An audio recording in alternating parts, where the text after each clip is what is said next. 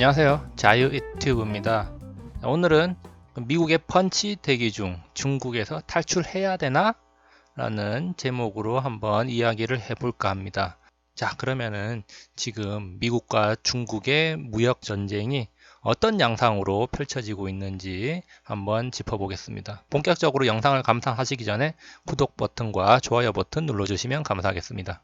오늘의 명언으로 한번 시작해 보겠습니다. 자, 투자자가 성공하려면 넘실거리는 이 파동 속에서 어떤 태도를 가져야 할까? 자, 이 질문에 대한 대답은 이제 어렵지 않다. 바로 남들과 반대로 행동한다는 것이다. 자, 누가 말했느냐?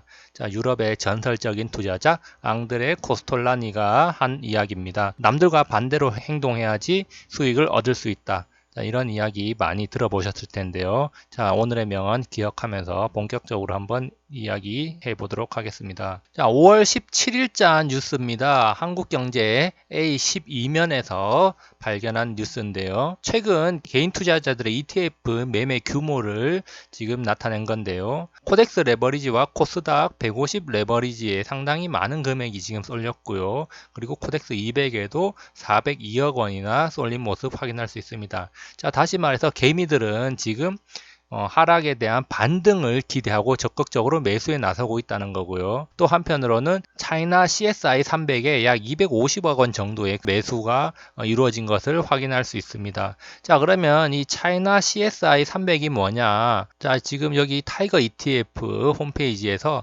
차이나 CSI 300에 대한 설명입니다. 이 차이나 CSI 300은 그 상해와 선정거래소에 상장된 시가총액 상위 300개 A주로 구성된 CSI 300 지수라고 이야기하고 있습니다. 다시 말해서 중국 상해와 선정거래소 우량주 바스켓이라고 보면 되고요. 중국 증시에 직접 투자하는 상품이다. 자, 이렇게 보시면 됩니다. 자, 그렇다면은 두 번째 뉴스 한번 보도록 하겠습니다.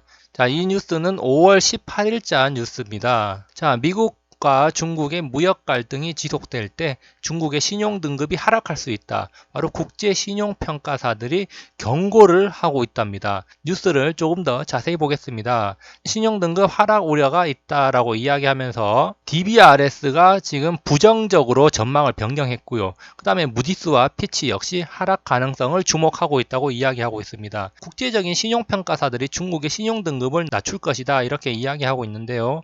결국에는 관세 인상이 중국에 상당한 영향을 미칠 것이다 라고 지적을 하면서 부정적으로 평가를 했고요. 그 다음에 무디스 역시 위험도를 지금 증가시키고 있다. 자, 피치 역시 대중무역이 악화될 경우에 성장률이 더 낮아질 수 있다. 그래서 신용등급 하락이 우려된다라고 이야기를 하고 있습니다. 자, 이처럼 하락 우려가 나타나고 있는데 그럼 이게 어떤 영향을 미칠 것이고 왜 하락 경고를 나타내고 있느냐를 우리가 한번 생각해 볼 필요가 있습니다. 국제 신용평가사 순위를 한번 보면요. 자, 1위가 S&P인데요. 자, 미국이 보유한 신용평가사고요. 2위가 바로 무디스, 미국이죠. 자, 3위가 피치입니다. 바로 미국입니다. 그리고 4위가 캐나다의 DBRS입니다. 자, 아까 전에 뉴스 기사에서 언급됐던 DBRS는 향후 부정적으로 벌써 전망을 했고요. 사실상 낮춘 거라고 봐야겠죠. 자, 그리고 무디스와 피치도 지금 신용 등급 하락할 수도 있다라고 지금 밑밥을 깔고 있습니다.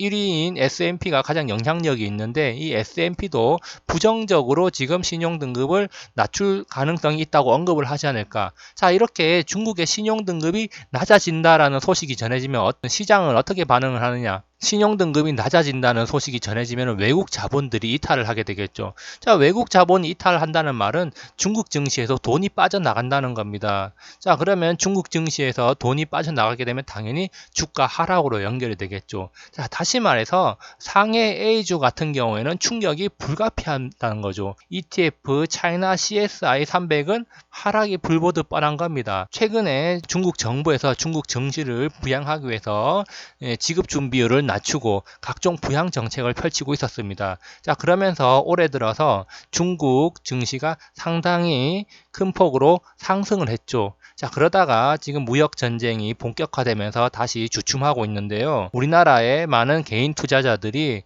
하락이 기회라고 보고 상당량 매수를 한 걸로 파악을 했습니다. 자, 그렇지만 지금 신용등급 하락 우려가 바로 나왔다는 것은 지금 아직 중국 증시에 들어갈 때가 아니라는 걸 말해주고 보수적으로 자산을 운영하는 게 좋지 않을까, 자, 이런 생각을 하게 됩니다. 결국에는 미국과 중국의 무역 전쟁의 여파가 미국에는 큰 타격을 주지 못하고 있는 걸로 파악이 되고 있죠. 특히 세계의 국가 신용등급을 매기는 기관들이 4위 캐나다를 제외하고 1, 2, 3위가 미국 거죠. 자, 그렇기 때문에 미국은 중국을 압박할 수 있는 여러 가지 카드가 많이 있습니다. 자, 즉 트럼프가 직접 나서지 않아도 중국을 때려주는 곳은 많다는 거죠. 결국 중국을 서서히 말려 죽이다가 마지막에 트럼프가 손을 내미는 그런 모습을 우리가 한번 상상해 볼 수 있습니다. 자, 그렇기 때문에 현재 중국 투자는 6월까지 어떻게 진행될지 모르겠지만 일단 신용평가사들이 중국에 대한